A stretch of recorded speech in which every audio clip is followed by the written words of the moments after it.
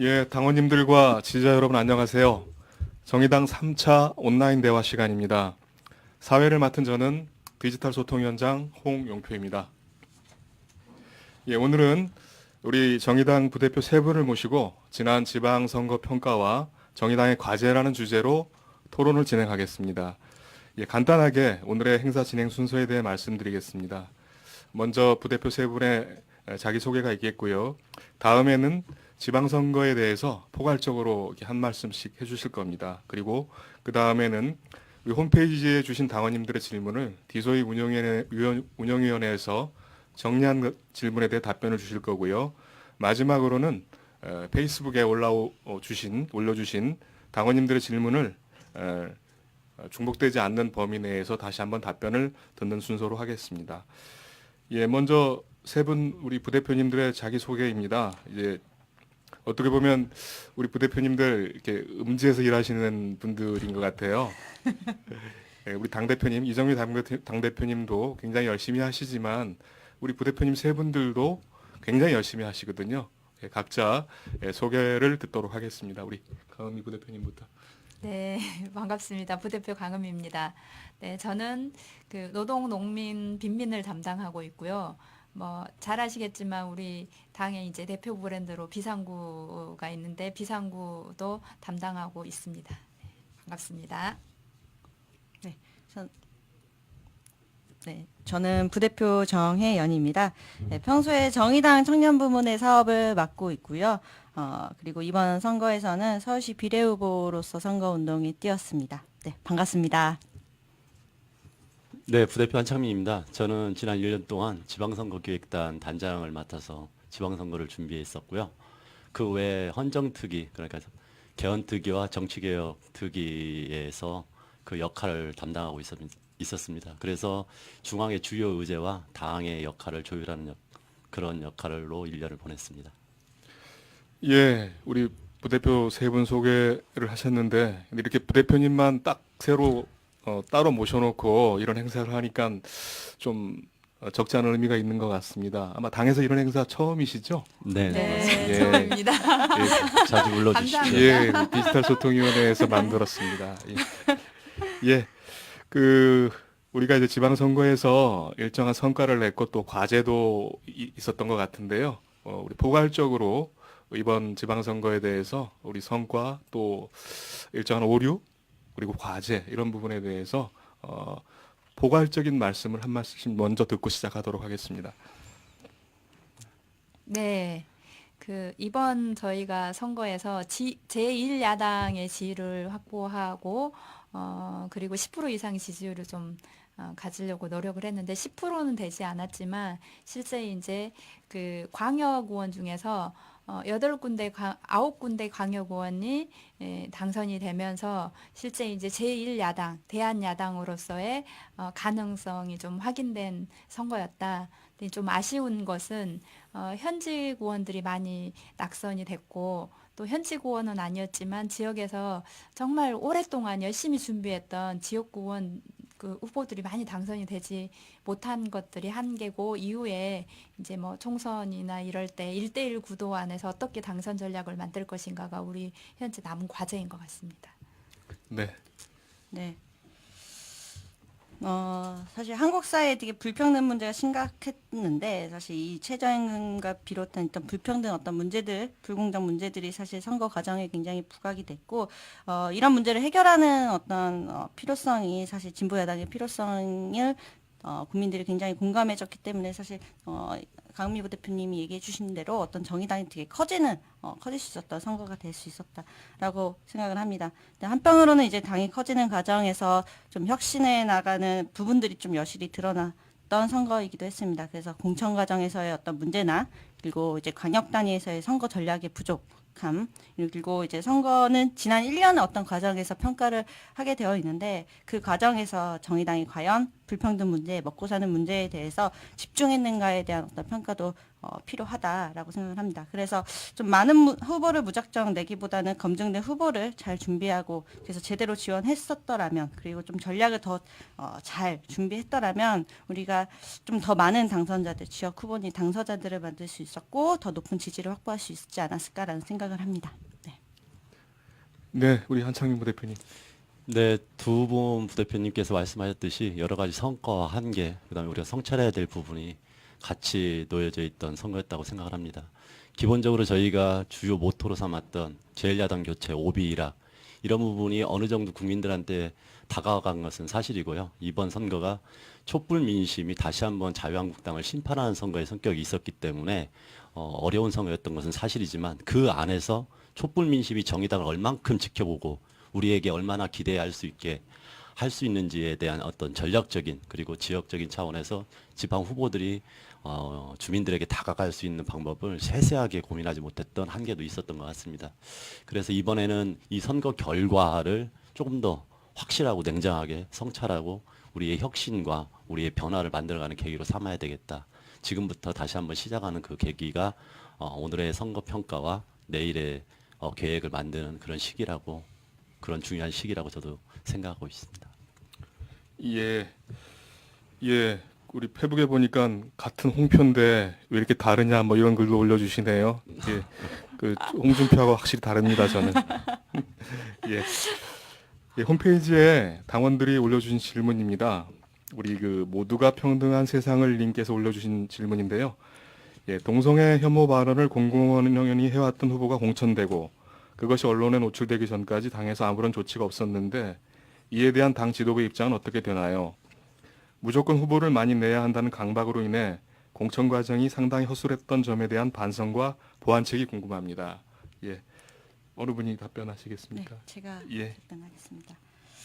이번 선거에서 좀 앞에서 말씀드렸다시피 어떤 동성애 치유센터라는 공약을 내세운 후보가 좀 있었다라는 지점에 이런 정의당의 후보 공천 시스템에 심각한 좀 문제가 있었다라고 생각을 합니다.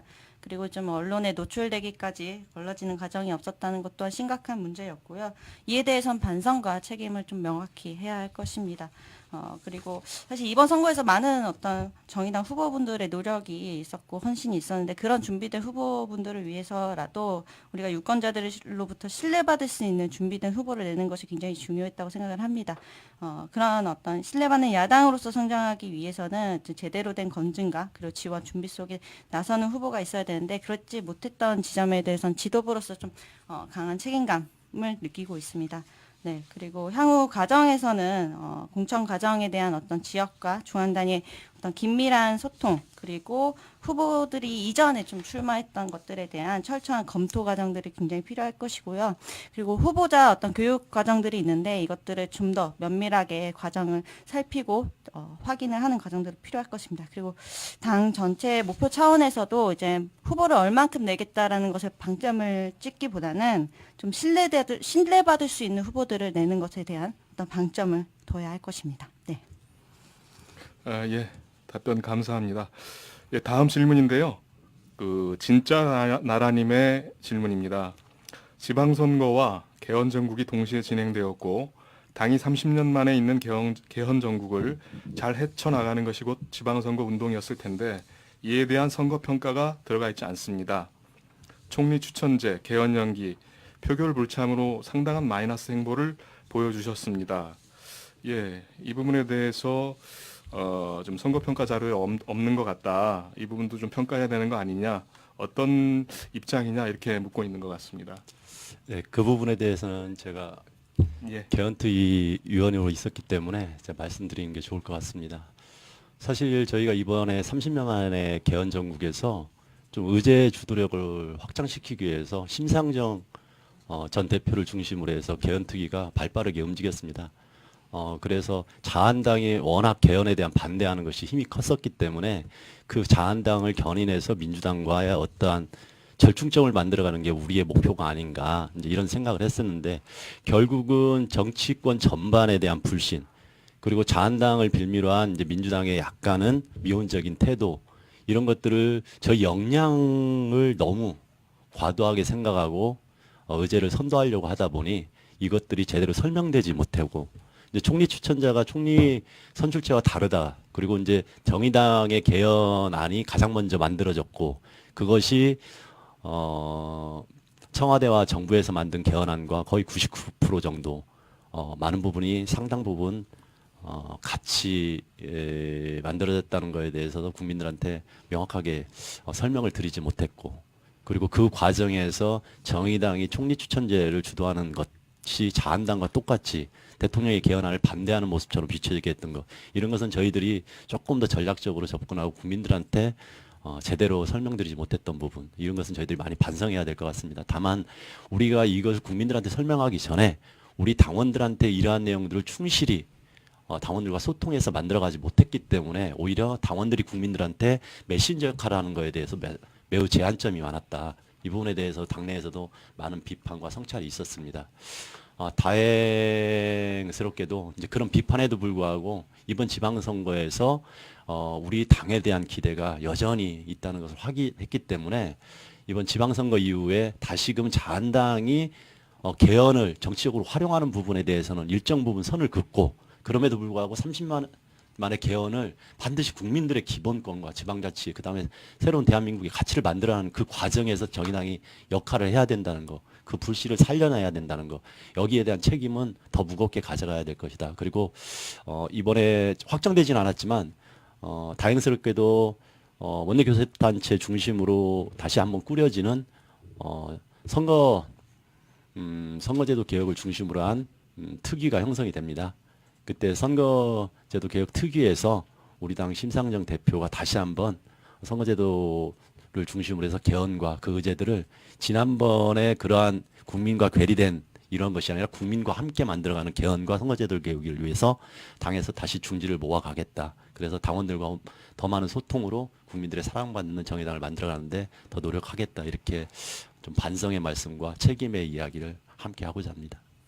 예, 답변 감사합니다. 이제 굉장히 좋은 말씀을 많이 해주셨어요, 우리 부대표님께서. 근데 그 부분들이 일단 평가에 빠져 있다라고 네네네. 하는 것부터 한번 다시 한번 좀 우리 부대표님들께서 점검해 주시면 좋지 않을까 싶습니다. 네, 알겠습니다. 예, 다음 질문입니다.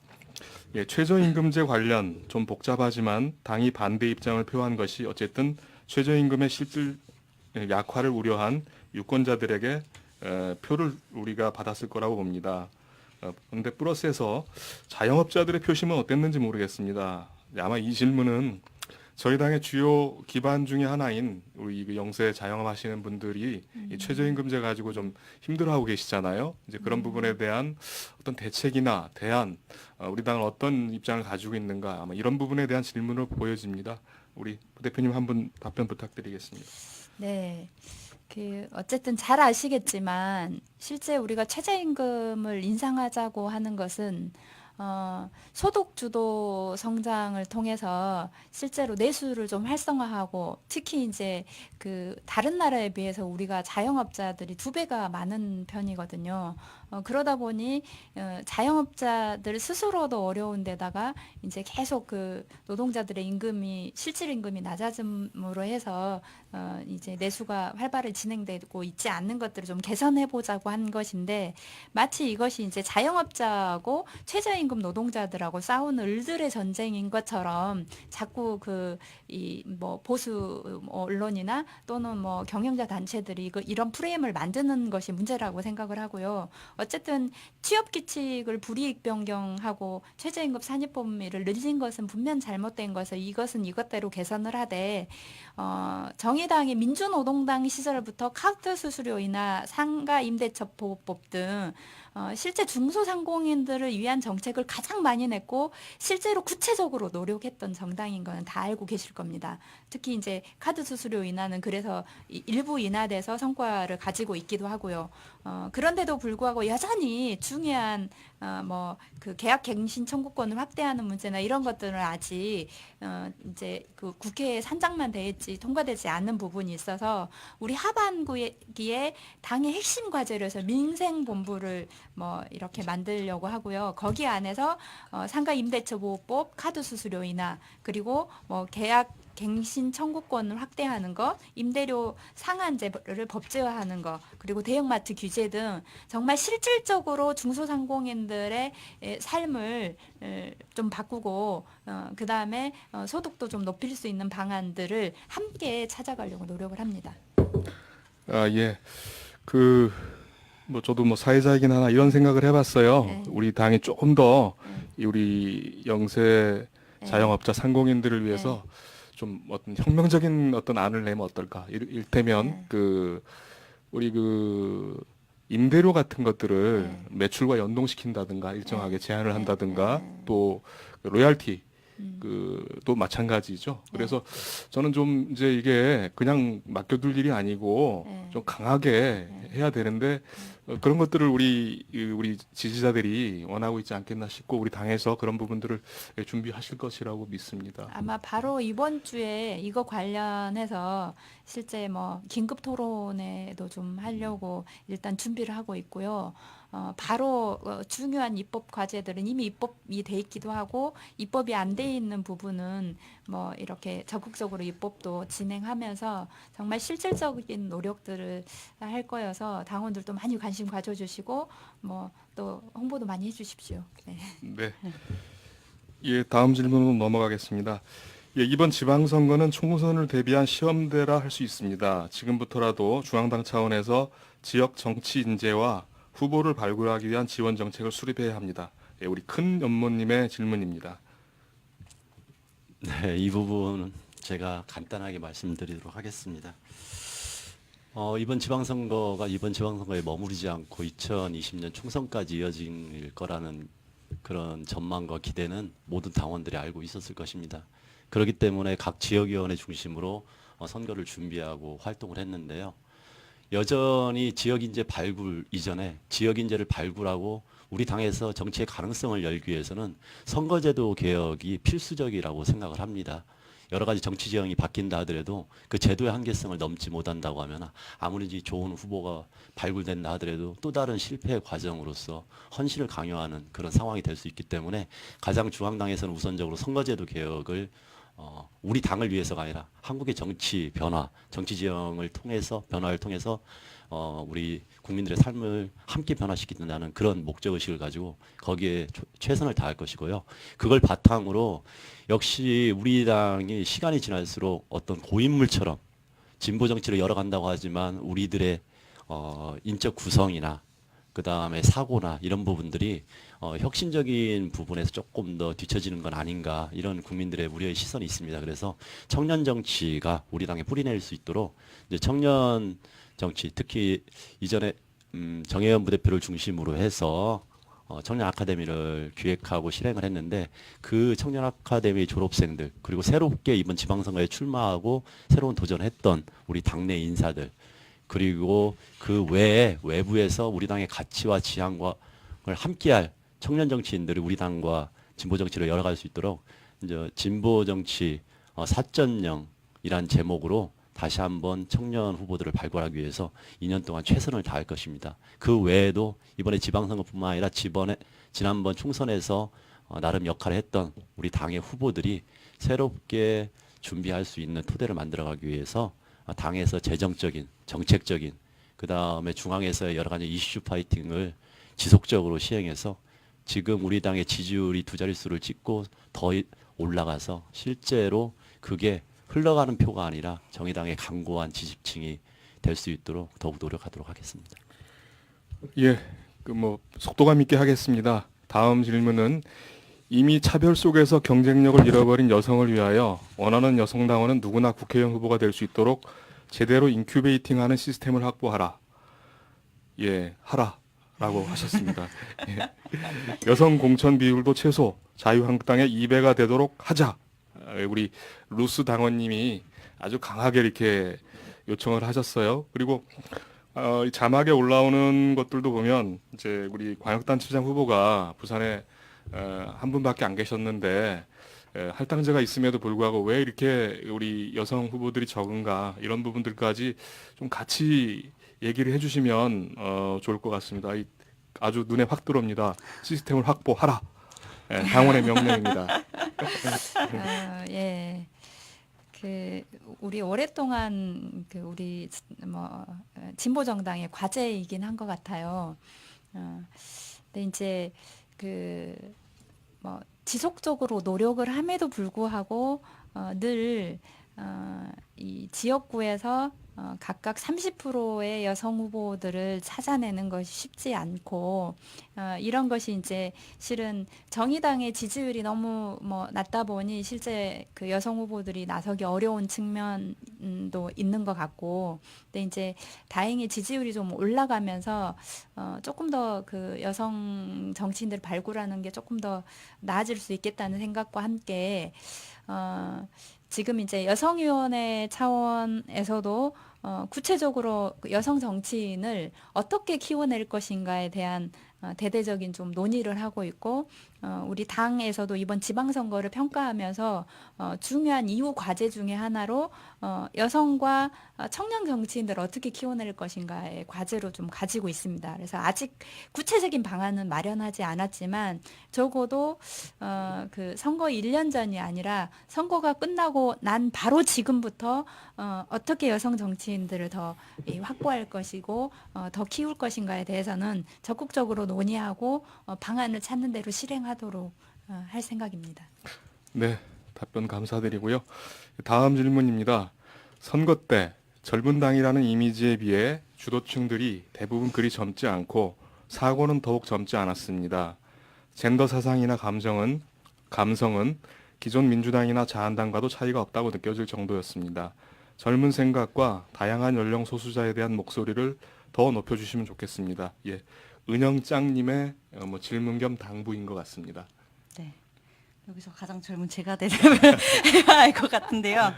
네, 그러니까 저는 이제 젊다는 것은 사실 시대적 흐름을 읽고 또 한국 사회 변화를 주도할 수 있는 것이라고 봅니다. 그래서 한국 사회는 사실 굉장히 불평등이 심각하고 청년층 대부분이 사실 불평등 한복판에 있는데 이 불평등으로 인해서 사실 굉장히 많은 사람들이 갈라져 있습니다. 그래서 이러한 시대적 흐름을 읽고 또 갈라진 사람들을 하나로 만들어서 불평등을 해소해 나가고 그런 과정 속에서 모두의 삶이 나아질 수 있도록 하는 것이 저는 지금 정의당, 그러니까 젊은 정당이 해야 될 역할이라고 생각을 합니다.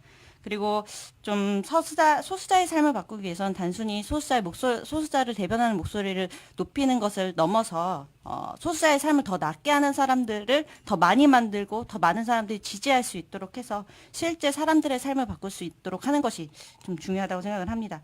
그래서 앞으로 이제 더 많은 청년들이 정의당을 지지할 수 있도록 하고 이 안에서 자유롭게 토론하고 활동하고 어떤 역량들을 쌓아가고 그렇게 젊게 만드는 것, 그리고 대한민국 사회의 어떤 시대적 흐름을 읽고 또 그 변화를 주도해 나갈 수 있는 힘을 만드는 것이 가장 중요하다고 생각을 하고 지도부로서 좀 최선을 다하겠습니다. 네, 그렇게 하시다 보겠습니다. 네, 다짐하겠습니다. 네. 네. 예, 다음 질문입니다. 당 지도부는 당원 게시판에 관심을 가지자. 당원 게시판에서 추천수가 많거나 댓글이 많은 글에 대해 논평을 내도록 하자. 당 간부들이 바쁘면 당원 게시판 대변인을 선임하고 입장을 밝히게 하자. 예, 아마 이제 이렇게까지 무슨 대변인까지는 아니겠지만 어쨌든 우리 당원 게시판이 좀 더 선순환되고 생산적인 공간이 되려면 우리 당 지도부가 좀 더 많은 관심을 가져야 되지 않겠느냐라는 의견이신 것 같아요. 여기에 대해서 좀 한번 답변해 주시기 바랍니다. 네, 이 부분에 대해서도 제가 짧게 한번 말씀드리도록 하겠습니다.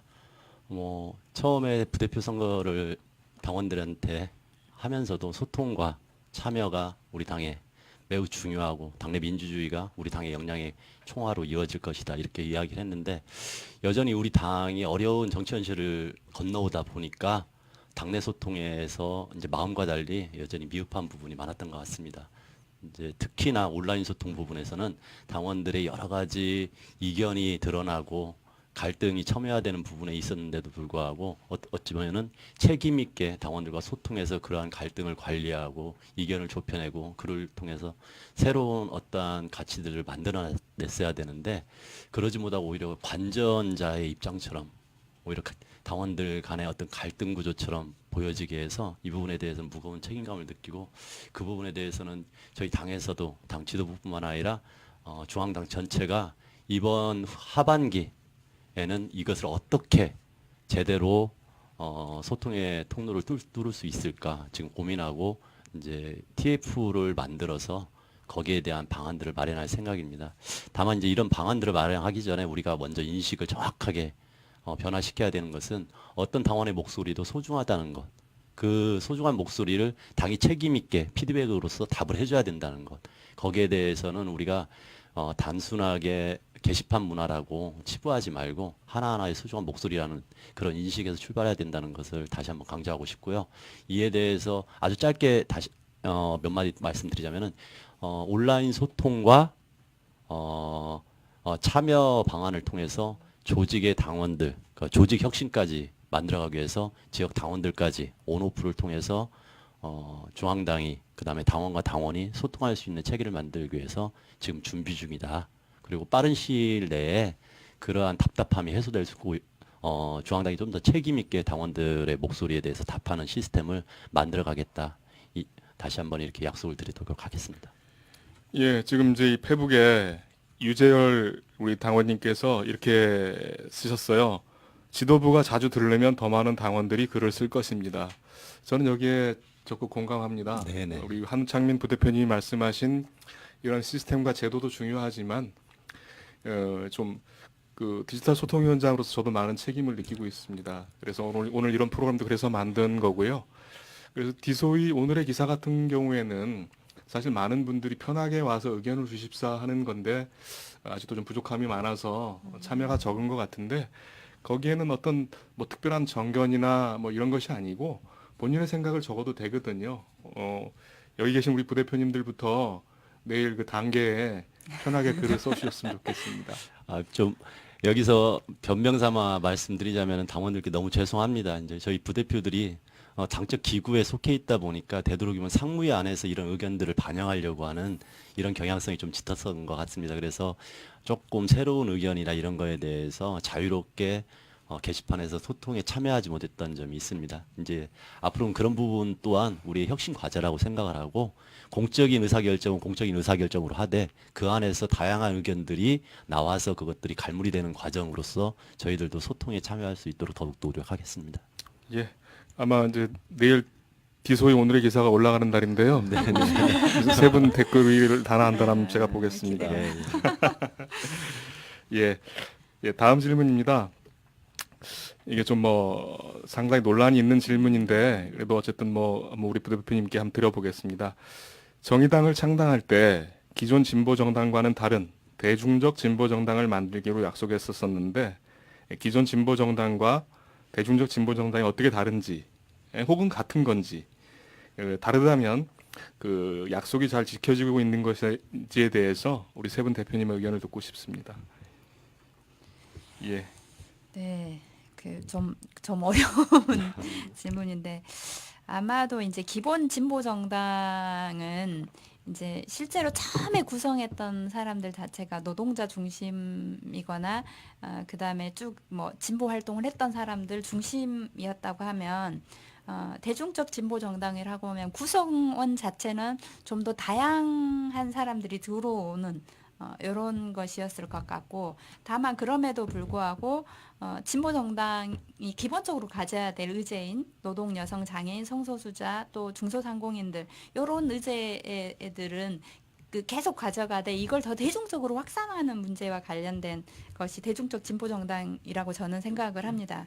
이제 그런 면에서 당원의 구성은 전에 민주노동당 시절보다는 굉장히 그 뭐 다양해졌다는 생각을 하고요.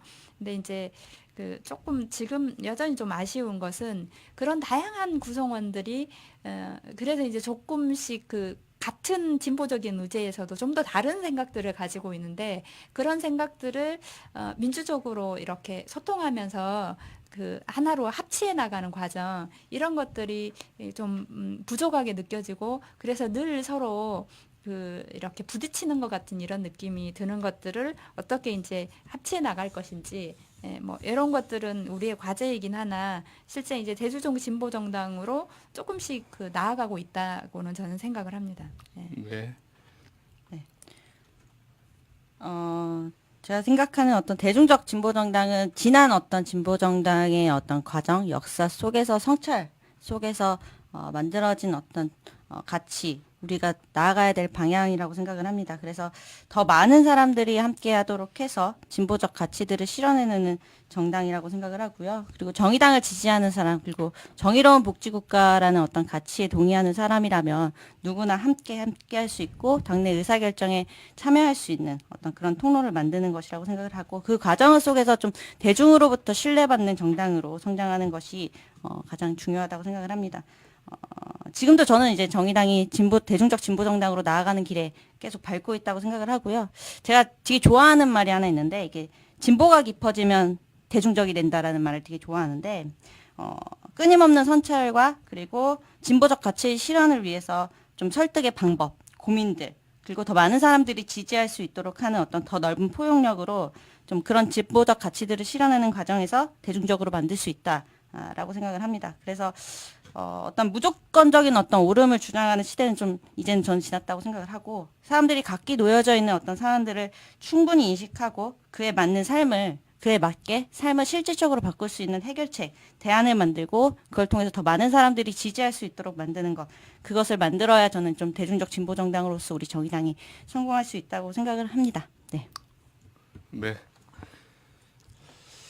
네, 제가 생각하는 대국적 진보정당이 다른 어떤 지도부와 조금 결이 다를 수 있을까 고민하는데요. 우리가 이제 대중적 진보정당에 대해서 명확하게 깊게 토론을 해서 그것을 딱 정립하지는 않았습니다. 다만 모두가 공감하는 것은 우리가 진보적인 가치를 지향하되 그 가치를 실천하고 국민들하고 함께 열어가기 위해서는 국민들의 눈높이와 국민들의 목소리에 호응하고, 그리고 우리의 내용을 가르치려 드리는 게 아니라 그 사람들한테 공감을 갖게 해서 함께 민주주의를 열어가고 진보의 가치를 실현하는 이런 거라고 저희들이 받아들이고 있습니다. 그만큼 지금 정의당이 진보적 가치를 훼손하면서 버리고자 이렇게 했던 것도 아니고, 다만 예전에 그 가치와 우리의 열정 이것만을 지켜서 새로운 사람들이 우리와 함께하는 길을 좀 막는 이런 방식도 아니어야 된다. 그러기 위해서는 우리가 어떻게 실천하고 어떻게 성찰해야 되는지는 꾸준히 소통과 참여를 통해서 그것을 새롭게 모델을 만들어가는 게 우리의 과제라고 생각합니다. 우리는 처음 가는 길이기 때문에 여전히 시행착오가 있을 수도 있지만, 문제는 여기에서 우리가 서로 부족하다는 것, 그리고 옆에 있는 새로운 동지가 그 부족함을 우리의 장점으로 만들어갈 수 있다는 것, 여기에 대한 확신과 신뢰가 있어야 된다고 생각합니다.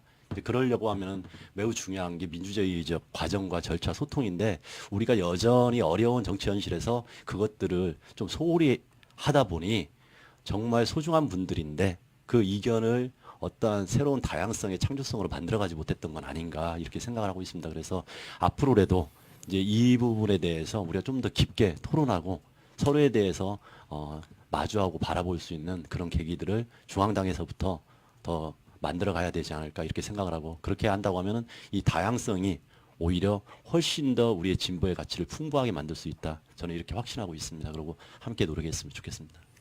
예, 감사합니다. 예, 지금 이제 오늘 당원님이 그 사회자가 너무 편파적인 질문을 한다라고 이렇게 올려주셨는데요. 이 질문 내용은 마지막 그 대중적 진보 정당이다라고 하는 요 질문만 빼고 네. 나머지 질문들은 다 홈페이지에 당원님들이 올려주신 질문을 그대로 갖다가 질문을 드린 겁니다. 그리고 마지막 이 진보 정당과 이 대중적 진보 정당 이 부분에 대한 질문은 디소이 운영위원회에서 딱 하나 추가된 질문임을 말씀드립니다. 이렇게 아주 편파적이지 않습니다. 예, 마지막 질문인데요. 근데 우리 당이 현재 이제 지지율도 올라가고 많은 분들의 기대를 이렇게 받고 있습니다. 근데 이제 이것이 안착되고 더 확대되려면 우리 당에 어떤 혁신 과제들이 있을 것 같아요. 그래서 우리 부대표님들이 생각하시는 정말 우리 당의 혁신을 위해서 정말 이것이 필요하다 이런 내용들을 한 가지씩 뭐 이렇게 말씀해 주시면 좋을 것 같습니다. 네, 이번에는 우리 한참 부대표님부터. 그럴까요? 그러면 제가 먼저 제가 생각하는 혁신, 여러 가지 혁신의 방향과 과제들이 있는데 크게 몇 가지만 말씀드리겠습니다. 하나는 저는 조직 혁신이라고 생각합니다. 조직 혁신이라는 게 단순하게 외형적인, 형식적인 조직 혁신이 아니라 이 조직 안에서, 우리 당이라는 조직 안에서 그 하나하나의 유기체로 살아있는 우리 당원들이 얼마나 제대로 된 목소리와 그 의견들을 당의 중심 체계로 반영하느냐, 이게 가장 중요하다고 생각합니다. 그것이 조금 전에 이야기했던 온라인과 오프라인을 통해서 수많은 사람들의 생각이 꼬리에 꼬리를 물고 새로운 당의 어떤 모습을 만들어가는 그 과정을 유기적으로 만들어내는 게 이게 가장 중요한 우리 당의 과제가 아닌가 생각을 합니다. 그런 것들이 이루어져야지 그 다음에 국민들 속에서 우리 당이 좀 믿을 만한 신뢰할 수 있는 정당으로 나아갈 수 있다고 이렇게 생각을 하고 있습니다. 그리고 두 번째는 저는 문화적인 혁신이라고 생각합니다. 우리가 여전히 열정과 의지를 가지고 새로운 진보적 가치를 열어가려고 하다 보니 어느 순간 우리도 모르게 좀 경직된 모습으로 비춰질 수도 있다는 것을 우리가 잊지 말아야 될 것 같습니다.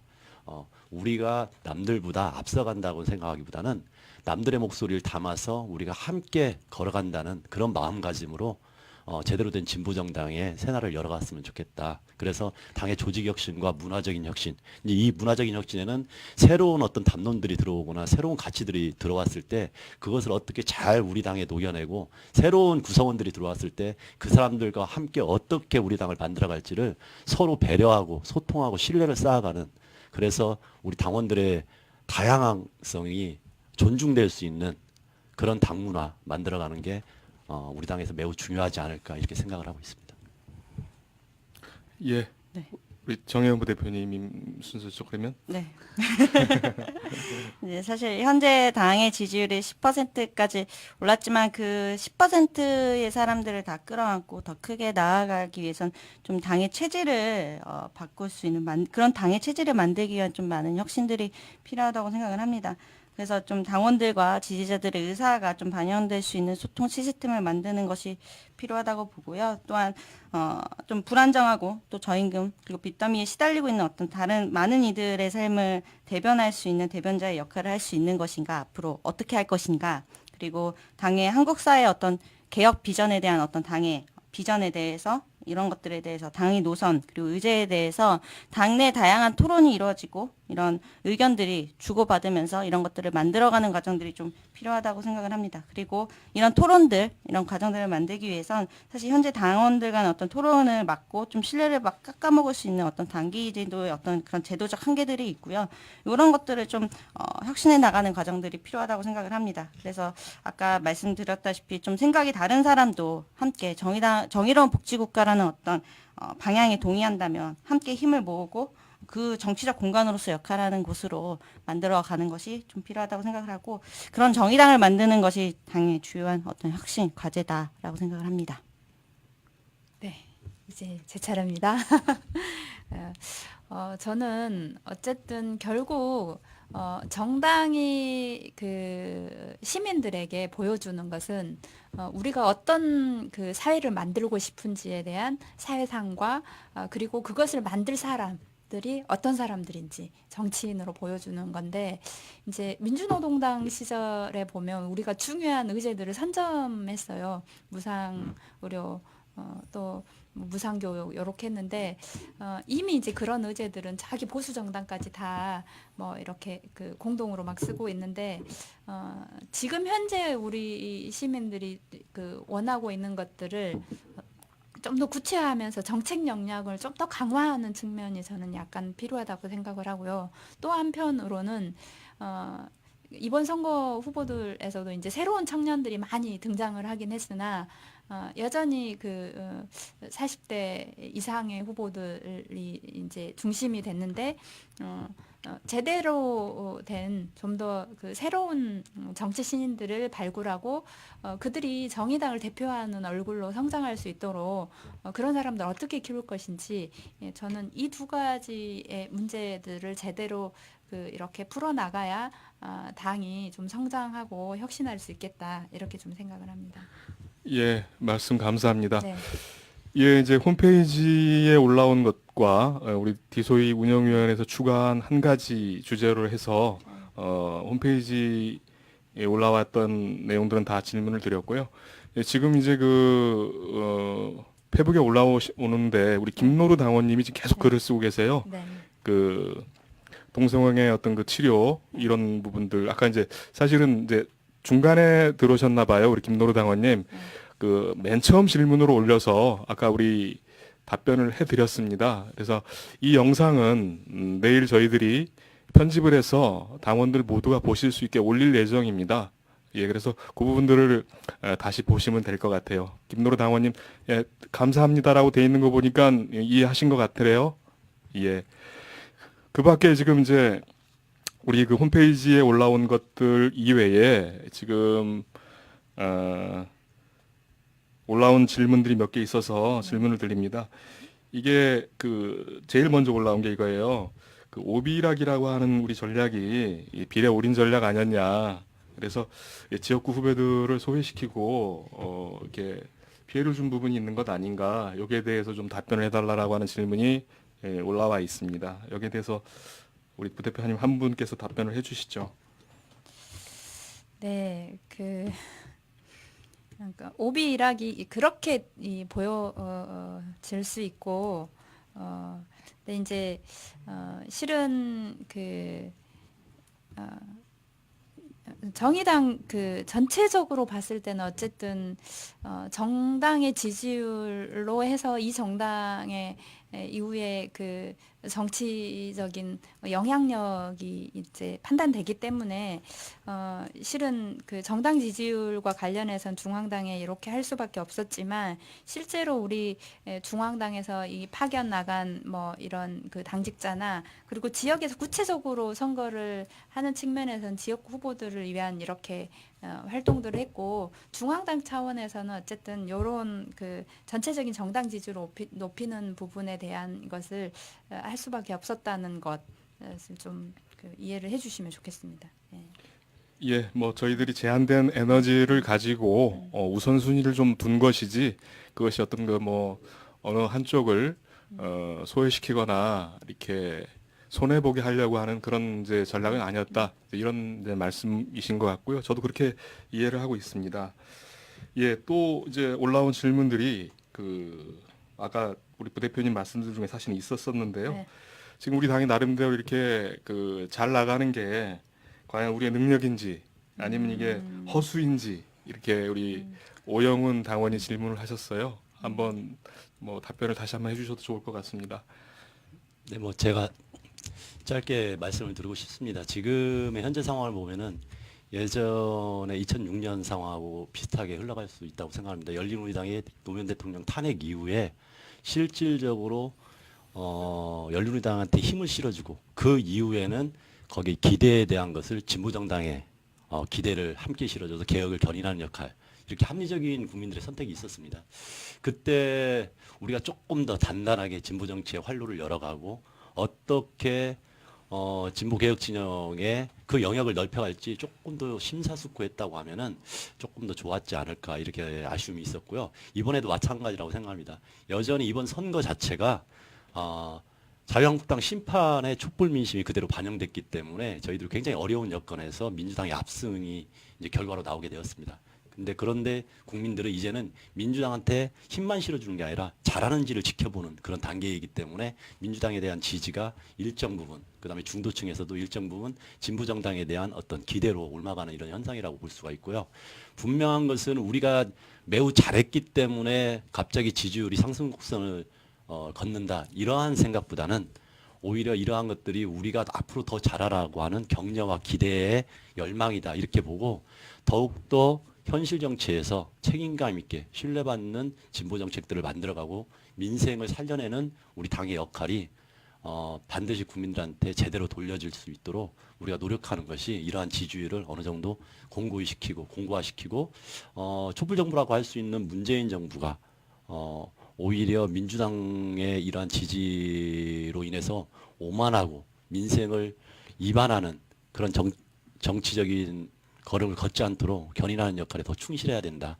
다만 이것들이 자유한국당을 살려내는 어떠한 우리 진보 개혁 진영의 갈등처럼 비춰져서 어부지를 얻게 하려고 한다. 이러한 또 국민들의 인식이 있기 때문에 매우 섬세하고 하나하나 사안에 대해서 신중하게 접근하고 판단하고 국민들과 소통하는 그런 정치적인 행위를 하는 게 매우 중요하겠다. 그래서 저희들이 앞으로 점점 더 짐이 더 커지고 있고 책임도 무거워지고 있다. 이렇게 생각하고 저희들도 앞으로 행보를 하도록 하겠습니다. 이제 21일 날 전국위원회 통과를 해야 되겠지만 그래서 하반기 중점 사업으로 민생본부하고 그다음에 중소상공인들을 위한 뭐 노동본부 요 두 가지들을 핵심 사안으로 해서 아까 이야기했던 다양한 중소상공인을 위한 정책을 구체적으로 실현하기 위해서 노력을 할 거고요. 그다음에 이미 이제 그 광역 의원들이 지금 11명이 있는 상태에서 그 광역 의원들이 실제로 구체적으로 그냥 한 명의 의원이 아니라 한 광역을 책임질 수 있을 정도의 정치적인 역량이나 정책 역량을 좀 발휘하기 위해서 중앙당에서 이제 지방정치사업단을 좀 꾸려서 이런 문제들 해결해 나가면서 이번에 이렇게 가져온 지지율이 공고하게 좀 이렇게 굳혀질 수 있도록 노력을 할 생각입니다. 예, 이거는 좀 약간 간단한 질문인데요. 이제 중요한 제도 중에 하나가 이제 징벌적 손해배상제라고 있지 않습니까? 이거 우리 당에서 준비하고 있죠? 이제 어느 분이 지금 물어보셨어요. 누가 답변을 하시겠습니까? 여기 지금 이제 의원님들은 안 계셔서 아마 저는 준비하고 있는 걸로 알고 있고요. 이런 부분들이 이제 나중에 적절한 기회를 통해서 당원 게시판 같은 것들을 통해서 답변을 드리도록 하겠습니다. 네, 예. 그것도 그 징벌적 손해배상제를 비롯해서 그 제기되고 있는 다양한 것들을 준비하고 있거나 또는 이미 법안이 발의돼 있거나 하는데 이것도 한번 상무위에서 논의한 바가 있어서 진행 상황을 한번 보고 한번 답변을 해주시면 좋을 것 같습니다. 네네. 예, 그 밖에 뭐 여러 질문들이 올라왔는데 사실은 좀 이제 중복된 부분들도 있고요. 예, 청년 기준이 35세인가 왜 이런 것도 있는데 이거는 좀 여러 가지 자체 단위에서 아마 어떤 과정이 있었던 걸로 알고 있습니다. 예, 요거는 지난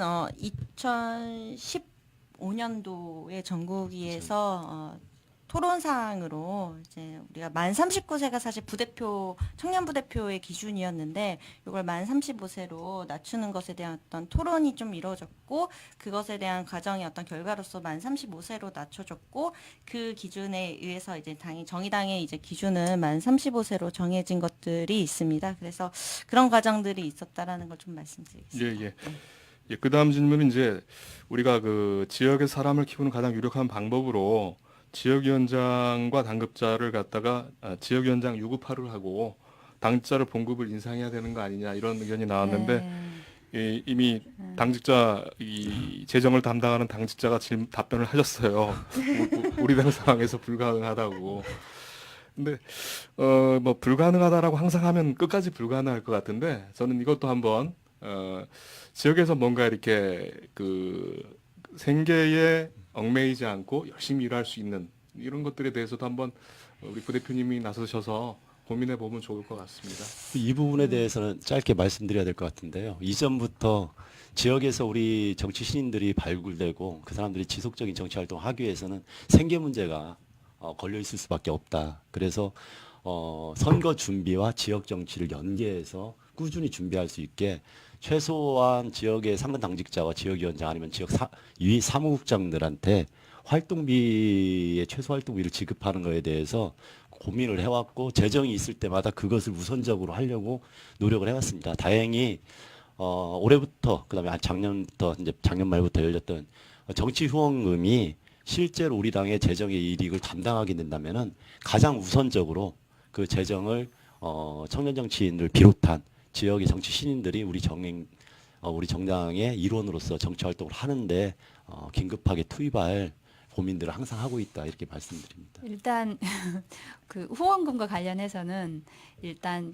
합의를 하지 않았는데 어쨌든 시도당이 거의 뭐 80%에서 뭐 이렇게 쓸 거여서 시도당에서 지역에 필요한 그 정치인들을 활동비라도 주고 활동을 하게 할 건지 이 부분과 관련해서는 뭐 이제 그렇게 진행이 될 것 같고요.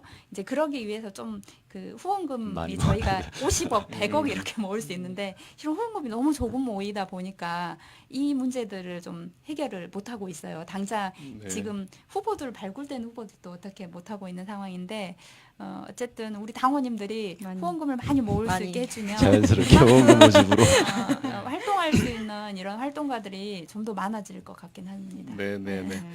예, 질문들을 이제 굉장히 많이 주셨는데 저희가 이제 정해진 시간이 돼서 마지막 질문 하나만 소화를 하고 나머지 질문 올려주신 것들은 다음 기회로 이렇게 넘겨야 되겠습니다.